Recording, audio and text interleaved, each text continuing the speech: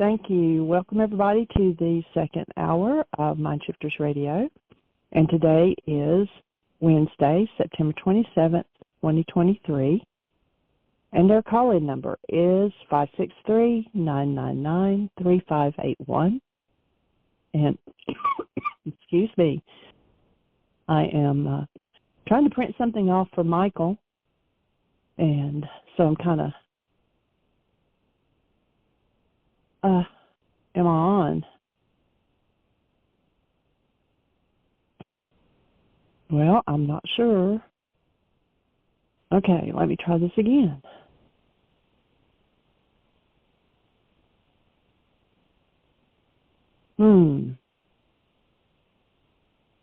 Are you with us, Jeanie? I can hear you. I am. Can you hear me? Okay, the switchboard is doing something really weird. It's not showing anybody, and it's showing 0 time. So I'm going to restart my switchboard, and hopefully, so you go ahead and talk, and I will. I can hear you loud and clear. Okay, I got the switchboard back. So I will. If you'll talk just a minute, it wants me to change the ink printer. So you talk for a minute, and I'll work on this, and I'll be right back. Cool. So welcome, everybody, to Mindshifters Radio. Let's see. Today is, you know what? I don't even know what day it is. I think it's Wednesday. And being Wednesday, that would mean it would have to be, I think, the 27th of September. Would that be correct, everybody? I think so. Time is flying. It's just amazing. So we've got Wednesday, the 27th of September, getting ready to head into October. We were out working in the garden today, and our apple tree has new flowers on it. It's like, what?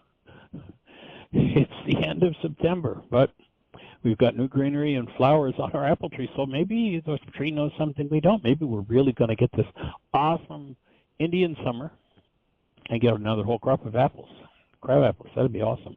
Makes the best jelly.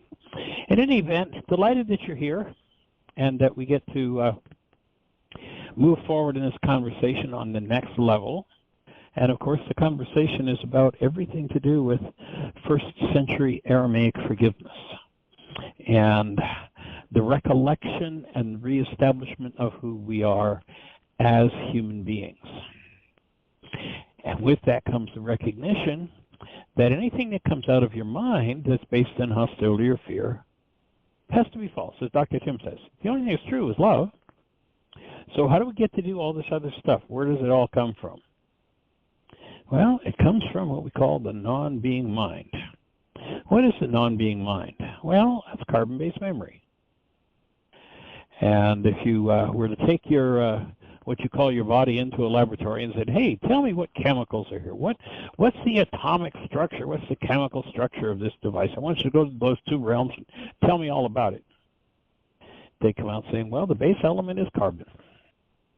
You say, well, what's a carbon atom look like? And they say, well, there's this energy pattern that has what we call 6 electrons, 6 protons, 6 neutrons. Its number is 666. And it stores everything in your mind from the past. And when it's resonated into activity, it builds pictures based on the past, puts them in front of your eyeballs. It kind of paints them on the inside of your eyeballs. Like when you're looking on the inside of your eyeballs, you think that what you're looking at is actually out there, but it's not. It's on the inside of your eyeballs. It comes from carbon-based memory. It replaces your ability to experience directly what this world is. Active present love. The truth about each and every one of us. Now, sadly, if you look at the way it's working today, the whole game is a long way from that. Why are we so far from that? Well, unfortunately, hostility and fear entered into the picture, energetic patterns that didn't belong. And we made up a world. Literally, the Course in Miracles says, perception is a world you made up to take the place of the one the Creator gave you in creation. And when you recognize that, then the project becomes one of collapsing the world of perception. Now, it's not even about collapsing the world of false perception. It's about collapsing the world of perception, because perception is a whole fabrication. It doesn't have to do with the truth of who you are. You can enter into it. You can express. If you wake up to who you are, you can clean it up. You can forgive it. You can remove its content, so that what they call the mind that's there, it's an expression of carbon-based memory, is no longer running the show. So when I experience elevated levels of stress, I've been tricked into believing these perceptual constructs of my mind, believing they're true. And they're just projections of dissociated content from carbon-based memory from the past. The objective here is to recognize and forgive the thought disorders that are stored in carbon-based memory that produce all of this garbage.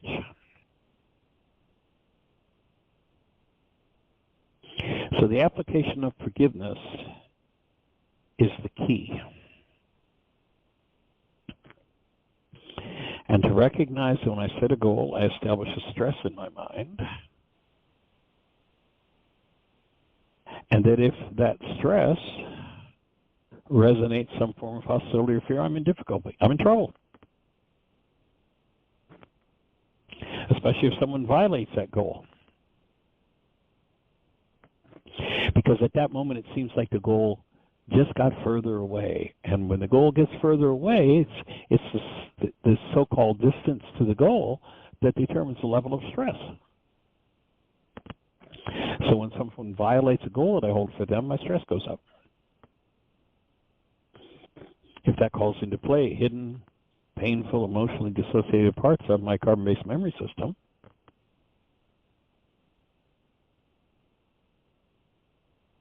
and that includes your genes,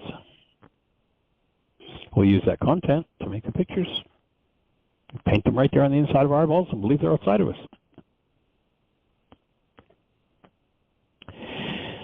And when we get to the truth of who we are, then we get to show up in an errant mind as the presence of love. As long as we're in a lie, as long as we're in, yesterday we talked about the pseudo-solutions. And actually in working on the new Power Person worksheet, I've realized that there are actually two different types, or we're going to identify two different types of pseudo-solutions. One of them are the specific ones, the things like, if I could just figure this out. And then there are a whole general list of pseudo-solutions. Everything we do that's based in hostility or fear is a general pseudo-solution compared to the specifics. We went over those a couple of weeks ago on the show. So pseudo-solutions can be, the general ones can be things like, I want to be cherished, I want to be protected, I want to be safe, I want to be seen, I want to be heard, I want to win, I want to be honored,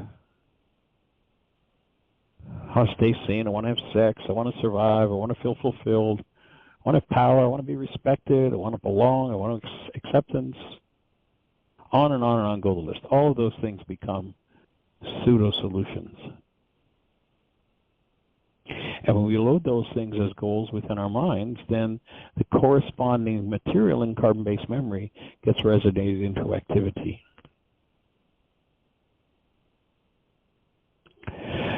Those things that are resonated into activity are usually thought disorders related to pain.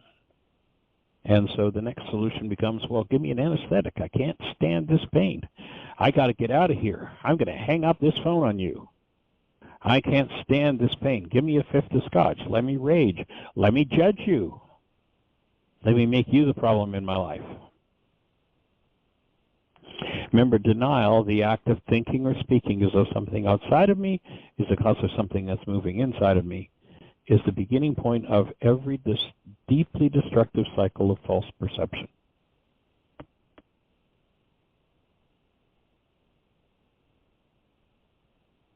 Why are these cycles of false perception so destructive? Because when I believe them, I lose awareness of myself as a human being, as love.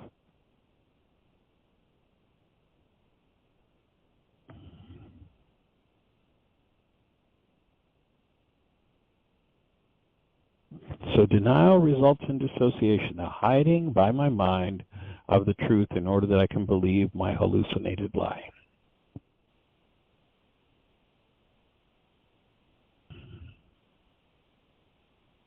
Now, my hallucinated lie becomes the solution.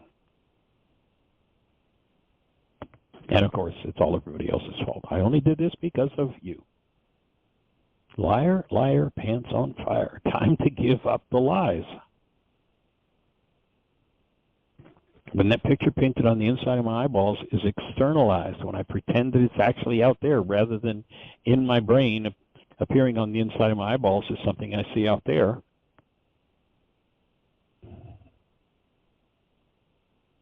When I pretend that what I see inside is actually outside of me, that misdirection where my mind generates these constructs hides the truth. Now, it seems to protect me from my self-induced pain, but the pain remains. That mechanism of projection even is somewhat like an anesthetic. Doesn't cover the pain altogether, but it directs my mind to put my pain, the energetic patterns with which I cause my pain, into my brain's image of others. And they show up in my mind with my problem attached. And I've avoided facing my internally generated pain truly and directly. And when I do that, I disempower myself in that when I put it into my brain's image of someone else, I have no power over it anymore. It's all mine. I generated it. I generated the whole image, the whole projection. But now when I believe that it belongs to you and that you're out there, of course I have no power over it. One of the biggest challenges is facing that internally generated pain directly, and that's what happens when you enter into forgiveness. That's why most people want to avoid the forgiveness process. And of course, the cost of this pretense game is everything.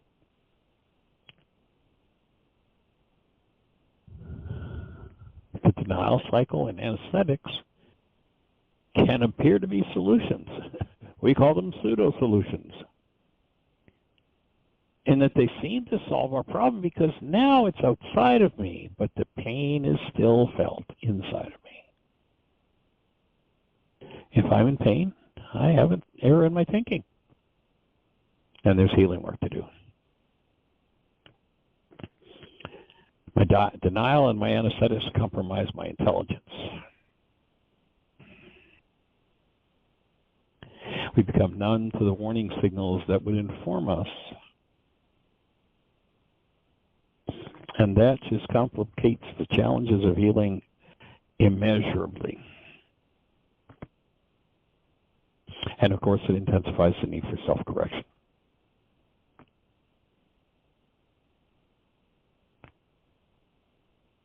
This, I would offer, is the source of all physical disease. The mind energy behind our pseudo-solutions constructs aberrant physiological disturbances that we call chemistry. Remember, mind energy becomes flesh. Go to the opening words in the book of John. It doesn't say, in the beginning was the Word, and the Word became flesh. It says, in the beginning was the mind energy, and the mind energy became flesh.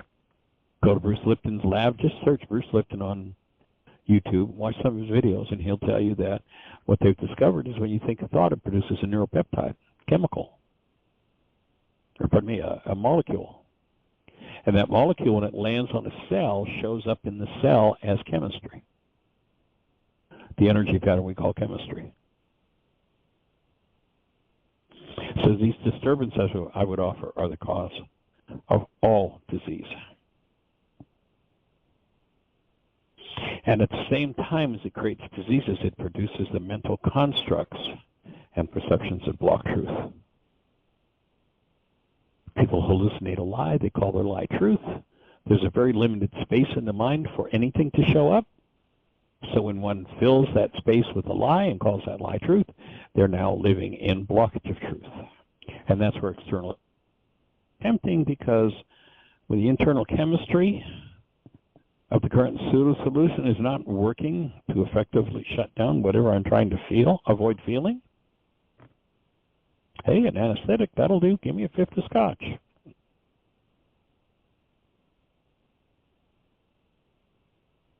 And we can hide our stress under the pretense that we're managing it when we use some form of addictive person, place, thing, event, circumstance, substance, or activity.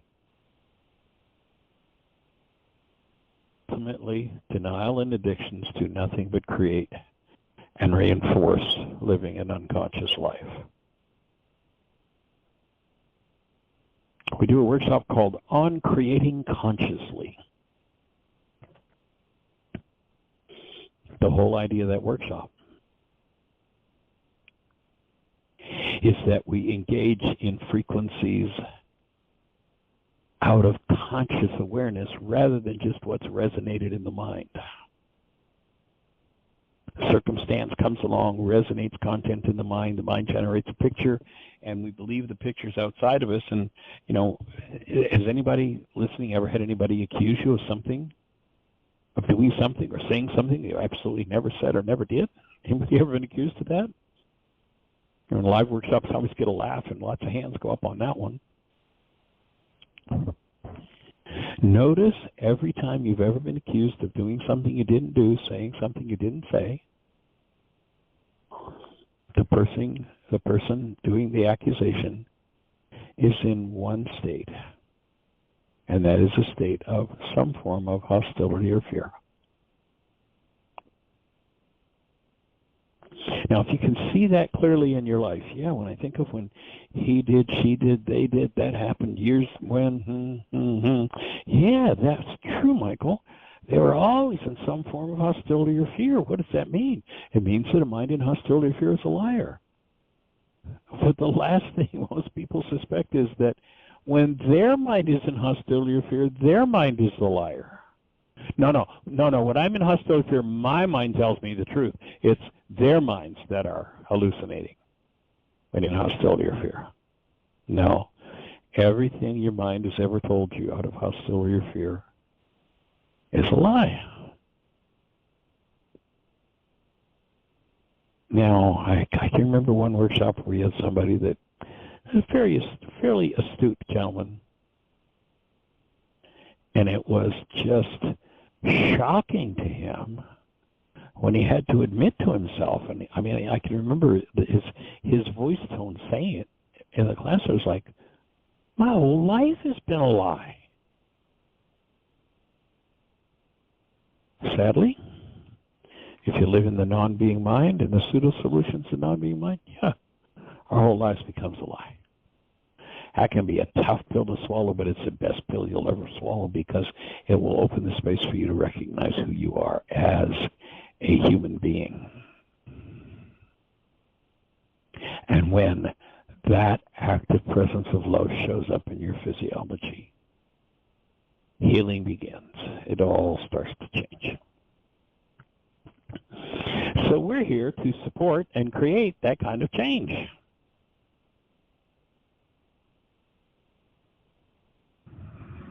Right down to the subtlest of subtle thought disorders.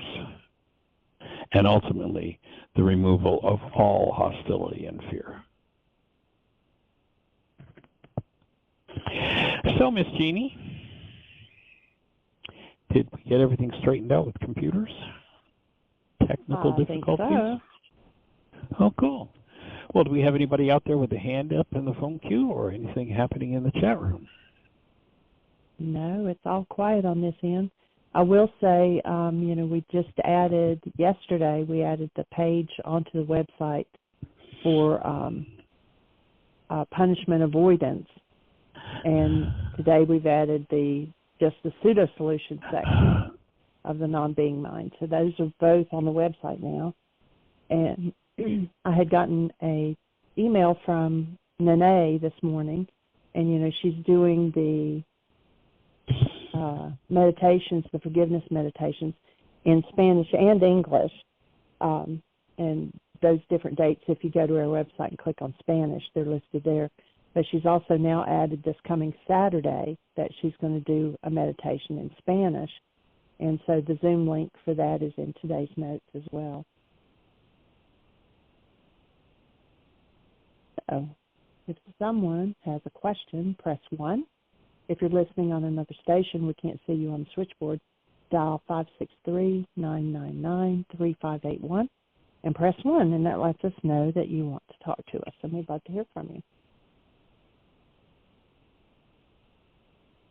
So somebody press 1.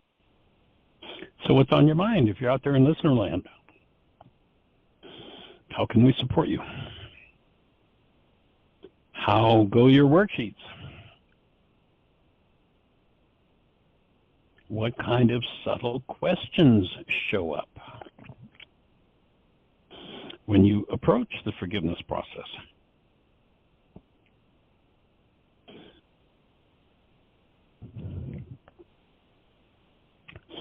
And did everything that I spoke about earlier make sense, or did it leave any room for doubt, questions, answers?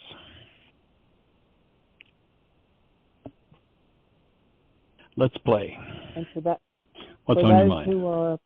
those who are taking part in the codependent communication intensive, the self-study, the new Power Person worksheet, which is 14 pages long, is part of that intensive. It's not put on the website. Oh, we had a hand just go up, and I believe that it is Terry, 336. You're on the air. Good afternoon, folks. Hey, young man, welcome. How you doing today? Hey, we're rocking. How about you, Terry? What's happening? Good. I've been listening to a lecture by a fellow, and as they say, there's nothing new under the sun. But it's good to look at things from different perspectives and angles. And this was from Dr. Dispenza, I believe is his name, a doctor of chiropractic medicine. Joe Dispenza, I know him. Yeah, he's got a really interesting body of work. But what he was talking about today was that, and you, I think, were the first one who shared this understanding with me, and I remember thinking, oh my God, this is unbelievable, about the fact that when we observe something, that we're talking about the wave and the particle, that the observance collapses it into a particle, if I'm understanding that correctly, and that's what creates this reality. And so the way I was understanding or looking at it a little bit differently, it's like, oh, okay, so what we're doing on a worksheet is we're looking at this particle formation that we've created with our mind, and he's really into the mind energy and being responsible for everything that we experience. So what we see as the conflict in the worksheet is something that we have created through the particle collapse function, and now when we cancel that goal, we're resetting or pushing our mind back into the wave state and setting that old image free. And then as we reestablish a goal, now we've again collapsed the wave into a solid particular form that becomes our experience. So I wanted to throw that by you, Doc, and get your input on that little action that I just had, or those thoughts that were going through my mind. Right. Yeah, I was fortunate about 34, 35 years ago. I used to keynote a conference called Global Science, and I know you've heard me speak about this, was a gentleman named Marcel Vogel, who was a 23-year senior scientist from IBM who presented at that same conference out in Colorado one year. And this particular Marcel, he's the fellow who created the Vogel cut crystals. As a scientist, he got into using crystals for energy amplifiers. He is the gentleman who created the magnetic coding for IBM that allows us to have hard drives on our computers. Without Marcel, we wouldn't have hard drives to store information. He, at 11 years of age, invented chemical light, where, you know, if you go to a football game and you buy a light stick and it's plastic and inside of it there are two tubes that you break the tubes inside and the chemicals mix and it lights up. That's all Marcel's work. So this particular conference, he brought a thing called a Delaware camera, and for me, what my brain cells said is what he did was he explained with the Delaware camera what they call the observer effect.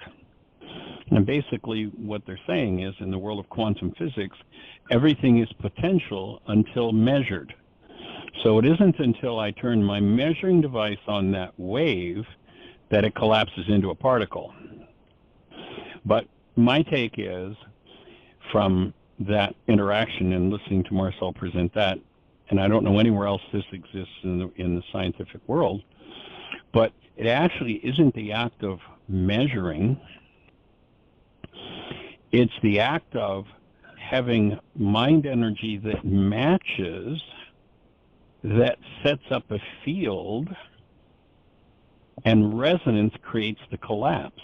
So what Marcel had was this thing called a Delaware camera, and it was a camera that, you know, where your standard camera, you click the aperture and it opens and light energy comes in and it's registered on the photographic plate. Well, the Delaware camera has a tuning mechanism, much like a radio mechanism, in front of the aperture.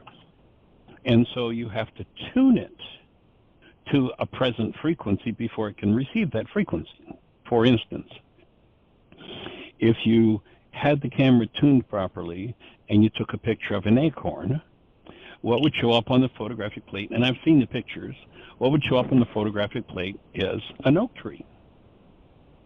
Which the average person would say, now, wait a minute, that's crazy. You take a picture. How could you take a picture? Well, you know, I'm sitting in a room right now, and there are at least 1,000 different television stations going on. I can't see them. I can't hear any of them. I've got to have the right tuning mechanism. If I have the right tuning mechanism, I can listen to any number of different things going on in my room right now that seem to be totally and completely absent according to my senses. Well, in exactly the same way, when Marcel tuned the camera properly, obviously in an acorn, there's got to be information about an oak tree. Like, nobody's ever planted an acorn and gotten corn or a Volkswagen or a golf club by planting an acorn in the ground. You plant an acorn in the ground, and it always grows into an oak tree. Obviously, on some energetic level, the image, the picture, the instructions for whatever you want to call them, for the oak tree have to be in the acorn. The Delaware camera could decode that. So there was another set of pictures that he showed us where they had a picture of a woman, a fetus in utero at 1 month, 2 months, 3 months, and 6 months, if I remember correctly. This is 30 years ago, but there were 4 different pictures. And you could see the whole developing fetus. And all 4 pictures were taken the same day, at the same time. 1, 2, 3, 4. 1 month, 2 months, 3 months, 6 months. And you could see the fetus at 1 month, at 2 months, at 3 months, and 6 months. And you say, well, how is that possible? Obviously, the instructions for what the fetus is going to become in 6 months are in the fetus at 1 month. You know, somebody doesn't come along every day and inject tomorrow's program for what it's going to become tomorrow or months from now. It's already there. And obviously, if you could read it, if you could decode it, you'd be able to see what it was. And that's what he was able to do. Well, the upshot was what Marcel ultimately brought the camera to show to this global science conference was that he could take a picture of the high energy waves that leave the mind when we think a thought. So literally, mind energy moving in me sets up a high energy wave. I live in a world of potential. There are maybe a million different possibilities. This is where the multiverse idea comes in.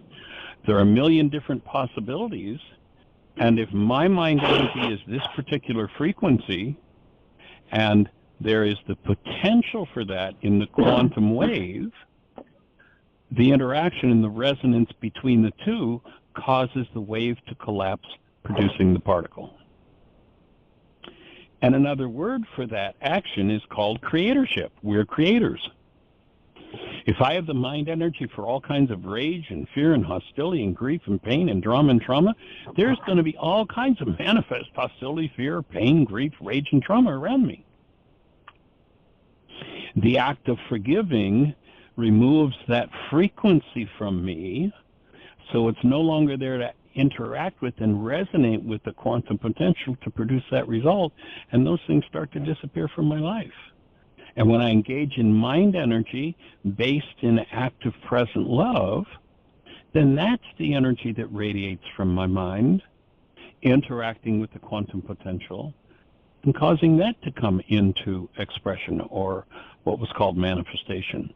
It's interesting, in the Aramaic language, the word manifest, you hear people talk about they're going to manifest new cars and money and all kinds of things, but in Aramaic, the word manifest isn't about getting stuff. The word manifest means obvious. Whatever is obvious to you. If it's obvious that, of course I always get ripped off, then guess what? Out of the quantum soup, out of the quantum potential, comes somebody who's capable of ripping us off. Whatever is obvious, whatever I have the strongest resonating mind energy for, is the high energy wave that Marcel would be able to measure with his Delaware camera, and that would interact with the quantum potential. And if it were present in the space, the two interacting through resonance, energies added to what is otherwise just a wave, and it literally collapses and becomes a particle. Now I'm living with the fruits of my thoughts. Creatorship. That's what led them in the scriptures to say, take care of the heart. The word heart being, in that case, a code word for the unconscious. What mind energy, what is obvious to you in your unconscious, for out of that are the issues in your life. And if it keeps happening, there's this book, you maybe heard of it before, it's called Why Is This Happening to Me Again? Why? Because it's obvious to me, because that's the mind energy that I have, and I keep drawing to myself and drawing myself into the circumstances that hold that potential, and then when my energy, what's obvious to me, is added, that's what actually collapses and becomes my experience. When I forgive, when I remove that energetic pattern, then the energy that resonates with this quantum potential is gone, and that quantum potential evaporates. It disappears. And because I now have a different mind energy, something different is obvious to me. Like if somebody's in the space of course you could never trust the world because it always rips us off. If that's obvious to someone, then there'd always be a ripoff. If they were to shift that into, of course, I'm made of the stuff called love of the Creator, and I can trust that to always take care of me, then that's what's going to, that being what's obvious, is what's going to manifest for that person, and the whole game's going to change. It's really powerful to recognize the physics mechanic behind creatorship and step into creating our lives consciously. So you bring up a great point, and I hope that all those pieces link together to make sense of where you're going with that. I'd like to say that you never disappoint as far as broadening and deepening a topic for me. And I know that I'll be able to get this off of the archive. Will there be a way? I would really like to, there's a lot of information there you just gave. And I would like to be able to print that this transcript out of this conversation and study that a little more. Is that possible?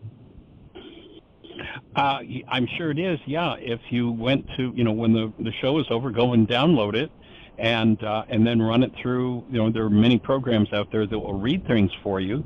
Run it through and it'll read it, it'll transcribe it for you, yes. There are automatic reading transmission programs. Say it again. Have you got one that you've used in that situation? Have you created transcripts from a broadcast like this before? I have not. However, Microsoft has a thing called Transcribe Your Recording, and I just clicked on that, and I'll have to play with it. I've never done it before, but it's got record in Word, share the transcript in the recording, so it's very possible. Great. And how many shows do you have on the archive now? About 4,500 or so, I think. 4,500. Now that's a lot of information. Hours. And the way I learn the best is with a combination of the verbal, the visual, the tactile. Yep. When I get all those things going, it really takes it to a deeper level. So now I've got the live interaction with you, and then we've got this transcript for the audible, and I just see how I would really benefit from being able to get my hands on a paper transcript of the dialogue. Yeah, I'm the same way, Terry. I know whenever I've been in an intensive, I always take notes, and it's because, the more senses that you use, the sight, the sound, the feel, touch, everything, the more senses you use, I think the deeper that it sticks with you. I agree. Yes, definitely. So I'm going to check back with you after the show and see how that went, or maybe you could just shoot me a little link to that transcriber or something, or let me know how that goes, and I'll give it a roll too and see if I can. I try to use the dictate things where you speak to talk kind of stuff. I haven't had a lot of success with that, where I talk into one of the programs and then it types it out. So I don't know if that's what this Microsoft thing is or not, but it'll be interesting. I used to have one of those voice translator things too, and it couldn't understand me because I had a Southern accent.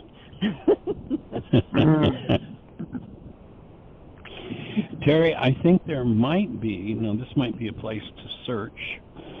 There might be podcast programs that you can listen on that will transcribe for you.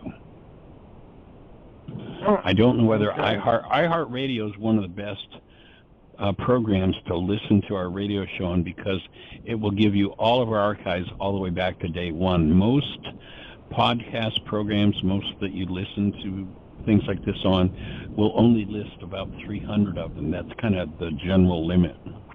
But iHeartRadio goes right back to 12 years ago, day one, and it's been 5 hours a day, an hour a day, 5 days a week for, how long's Tim been doing his show, Jeanie? Maybe 3 years? I'll have to look it up. It was About March. that. Yeah. So for the first 9 years, it's 5 days a week, 52 weeks a year for 9 years. And then for about the last 3, it's been 2 hours a day, 5 days a week for the last 3 years. So it comes up somewhat better than 4,000 hours. And I don't know of one, but it just seems like I've heard of it, and there's got to be a podcast program that will transcribe for you right from within the podcast program. It just take doing some searching to see if that's out there. It would make sense to me that it is.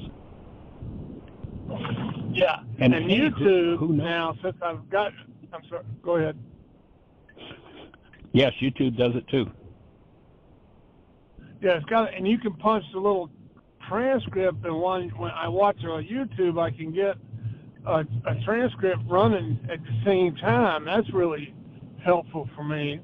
And I don't know if they do that with every YouTube thing automatically, or for some other feature that you have to, request when you're putting stuff up. But I like that interaction with the YouTube. Then you get all three right there at one time with one little swoop of the keystroke of fingering. Yeah. Very cool. Well, like you sound like you are ready to go to the next quantum level, Terry. That's awesome. Yeah. Well, with Dan inspired me, with his stack of worksheets, and so that was great. Getting re-inspired, and then the littlest bit of effort and energy does a couple of things. One, it brings up resistance down the road a little bit, and so you got to work a little bit harder when you first get that enthusiasm and you jump in there. And for me, it's like, okay, yeah, this is great, and then I have to like, oh, I got a little resistance coming up here, and keep pushing with it. But what's really been good for me too is a reminder that my mind thinks it can figure all this stuff out, but it can't. And so the proof is in the pudding. Then when I do these worksheets and my mind is telling me, oh, this is stupid, or what are you doing this for? Those little thoughts come up, and then I just, well, yeah, you can have your little moment in the sun there, but I'm going to continue with my worksheet. And then things change in my reality. There's this proof that's undeniable. Then that's the real motivator there for me. It's like, oh, okay, yeah, you can just have all the little conversation you want about this. Yep, there you go. But what do you think about? Yeah, what do you think about that? Or that? And so I'm right in the middle of this new round of doing the committed to the worksheets and doing so many a day, and pushing through that. Just see how that goes. And so far, it's going very well. Cool. Well, Terry, just a couple of days ago, I'm pretty sure I sent to you, because you're part of the self-study codependence, the new Power Person worksheet. There is, I mean, I haven't. Go ahead. I said, that's a heck of a document. I just clicked on it, and it's like, whoa, I haven't printed it off yet, but I've got it in the queue. So let me hear about that. Well, I've probably got from the time, originally when I taught codependence to interdependence back 30 or so years ago, the original worksheet for the Power Person was one page. It was in the codependence intensive, the Zoom online codependence intensive, that we started to expand that. And I probably have about 200 hours in refining the wording on that document, on getting it just specific and on track. So spend some time with that, and I think you'll find your mind will be boggled. Just hearing you say that, I got all giddy inside, because if you said 200 hours, I guarantee it was not a minute less than 200 hours. So it was not a minute less, I promise you. Yeah, okay. Well, super. And as you engage those brain cells, it'll be fun to hear what unmanifests from your life and what manifests I like that. in your life. There's a lot going on right now that'll be interesting for sure. I'll share more of that with you as time goes on. Awesome, sir. I appreciate you. Have Thank fun you. with the new worksheet. All right. And that piece with the Marcel camera, being able to see the developed fetus. Now that really hit home about the potentialities of what I'm dealing with here. That one struck me today really deeply. And the whole thing they're talking about, the wave collapsing into a particle, that's the cause of the particle coming into expression. It's literally. Say that again. That. Well, when you go to quantum physics and you talk about everything's potential, there's a wave, and then all of a sudden the wave becomes a particle. They call it the observer effect. But I haven't heard anywhere in science that they have explained the observer effect, except that when you turn to observe it, then the wave collapses. But there's nowhere I've been able to find that tells you why the wave collapses. They just call it the observer effect. when I watched Marcel Vogel do that presentation, that's what clicked is, there's the cause of the wave collapsing. I am literally, when I have that, what's obvious in me, that accumulation of mind energy in me, that is motion inside of me, and that motion sets up an energy wave. It is that wave radiating from me, interacting with the potential wave, and when the two meet through resonance, there's that energy exchange, and that's the cause of the collapse that they're talking about. That's the cause of, that's what's behind the observer effect. It isn't some magical thing while you observe it and the wave collapses and becomes a particle. It's that you're literally, you've got brain cells moving in you, content, energetic content that matches that quantum wave, and when the two meet, there's, through resonance, an exchange of energy. Remember the middle C tuning fork. I hit a middle C tuning fork on a desk. I put it in front of a second middle C tuning fork that's standing still. The second tuning fork does nothing until the wave from the first tuning fork is transferred to the second tuning fork through resonance, and that transfer causes the second tuning fork to move. The quantum wave is just a potential wave out there, and now my mind energy that matches that quantum wave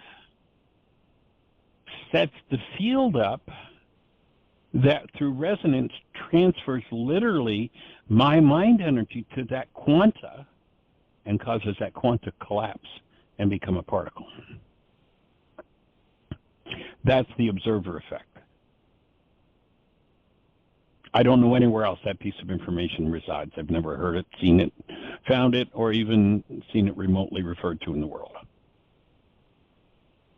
But that was the conclusion. That's what I understood for me way back when I watched Marcel Vogel presenting the Delaware camera and being able to take a picture of those high energy waves. There's a literal high energy wave. It meets another one that matches, and through resonance, there's a combining of the energies, and that combining of the energy is what causes that collapse to occur. So now we have manifest. And then you put that together with the Aramaic, and the word manifest means obvious. If it's obvious, I have a whole quanta of energy about this thing that's obvious to me, and I'm continuously radiating, sending that energy out into the world. When it finds a potential wave to interact with, we now have what we call manifestation, expression, physicality. So break that down to the fetus. Wait, before we go to the fetus, hold on just 1 second. So that's the world manifest. Now, when I apply forgiveness and I transmute or remove that what's obvious to me, when I remove that energy from my mind, I'm no longer contributing that to the quantum world, so that which yesterday was manifest disappears now, because I'm no longer empowering it. Now, does that make sense? No, because I'm in one of those moments where you're going to have to shake a rock at me. It's like it was just like, oh, okay. So okay. Yeah. So when I all right, yeah, throw it back around. I got a way to explain it for me. I got a way to explain it. Okay. So I've got a middle C tuning fork. I hit it on a desk, and I put it next to another middle C tuning fork, and what happens to the second tuning fork? It vibrates. It vibrates. Why does it vibrate? Yeah. Their atomic magnetic structures match through resonance, and there's an exchange of information. So the second tuning fork takes on the energy of the first, and it's empowered to vibrate, to move. Now, what happens if I take a middle C tuning fork and I put it in front of, and I hit it on the desk, and I put it in front of an A tuning fork? Nothing. Nothing. No resonance. No resonance. Nothing happens in that second tuning fork because there's no resonance between it.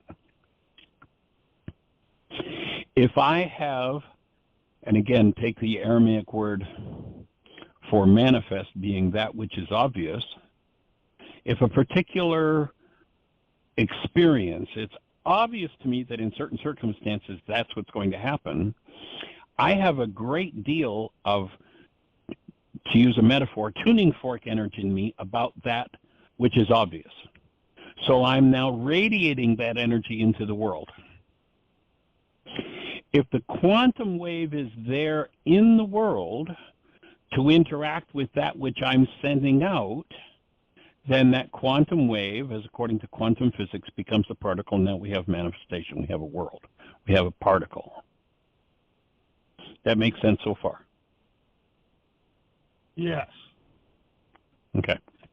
Now, let's shift out of that. So then, when I apply forgiveness, and I remove that which is obvious to me from my mind. In other words, the mind energy, I've forgiven it, it's no longer there. The potential for that terrible thing to happen is still there, but there's nothing in me to interact with it, so there's no manifestation. The quantum wave of that potential event does not collapse because I'm not giving it the energy to cause it to collapse.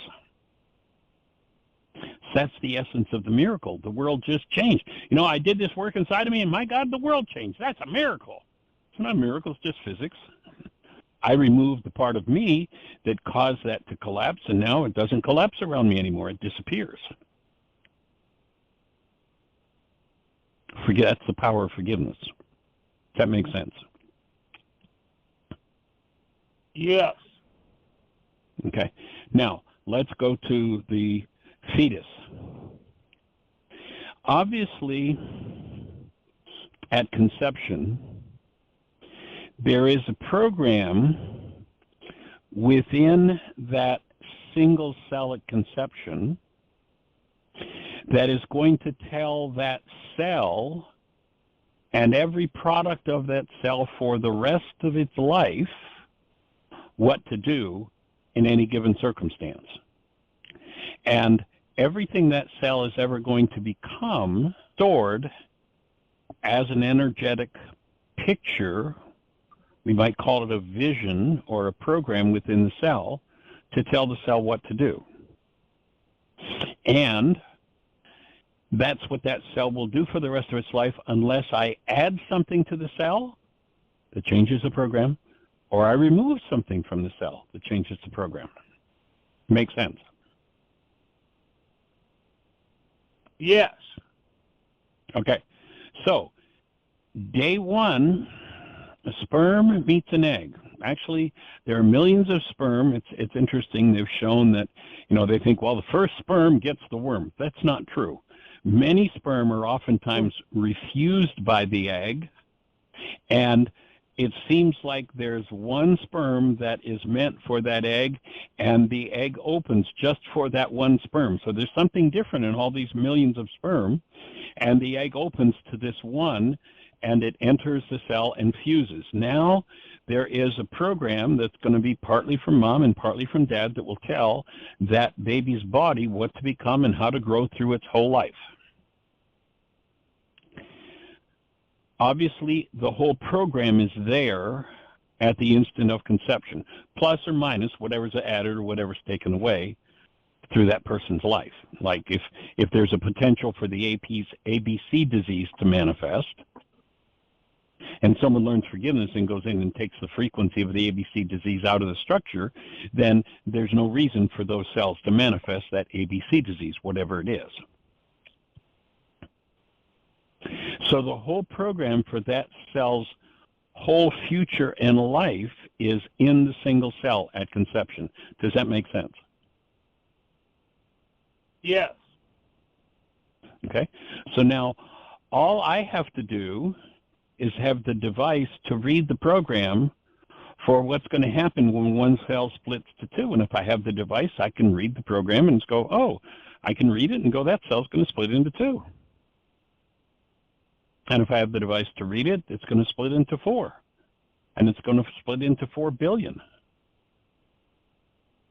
All I need is the receiving mechanism, the tuner, that attunes to the instruction set that tells that cell what to do. So if I have the tuning mechanism, just like if I'm attuning my radio to 900 on the dial, I'm listening to one station. If I tune to 1150, I'm listening to another. If I tune to 1350, I'm listening to another station.